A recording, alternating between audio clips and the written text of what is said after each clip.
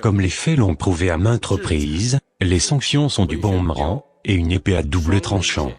Politiser l'économie mondiale, et l'utiliser comme un outil ou une arme, et imposer arbitrairement des sanctions dans le système financier et monétaire international, finiront par nuire à autrui et à soi-même, et feront souffrir les peuples du monde. Depuis un certain temps, la mondialisation économique fait face à des vents contraires et des contre-courants. Certains pays cherchent à recourir au découplage et à la rupture des chaînes d'approvisionnement et à construire une petite cour avec de hauts murs. L'ensemble de la communauté internationale craint que cette situation, si elle perdure, ne conduise inévitablement à la division et à la fragmentation de l'économie mondiale.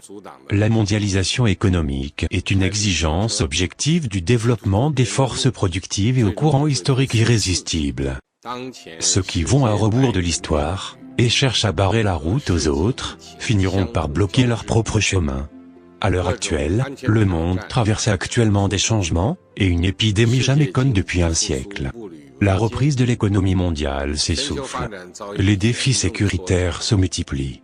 Le développement mondial subit de graves revers. Où va le monde? La paix ou la guerre? Le développement ou la récession? L'ouverture ou la fermeture? La coopération ou la confrontation? J'ai dit plusieurs fois, voilà la question de notre époque, qui se pose devant nous. Le long fleuve de l'histoire, tantôt calme tantôt agité, poursuit toujours son cours en avant. Quels que soient les aléas internationaux, la grande tendance de l'histoire, que ce sont l'ouverture et le développement ne changeront jamais. Notre aspiration à la coopération pour relever ensemble les défis ne changera jamais. Nous devons prendre de la hauteur, pour ne pas nous laisser voiler la face par les brumes, et discerner la loi du développement de l'histoire. Sans être désorientés par les incidents de parcours, ni intimidés par les risques.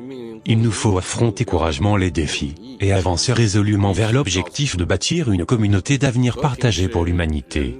L'histoire nous montre que la paix est la cause commune de l'humanité, et qu'il faut les efforts de tous pour le bâtir et la préserver. Lorsque chacun chérit la paix et la sauvegarde, en retenant les leçons douloureuses de la guerre, l'espoir de paix subsiste. Face à un moment bouleversant et instable, nous devons garder toujours à l'esprit l'engagement initial de la Charte des Nations Unies, et la mission de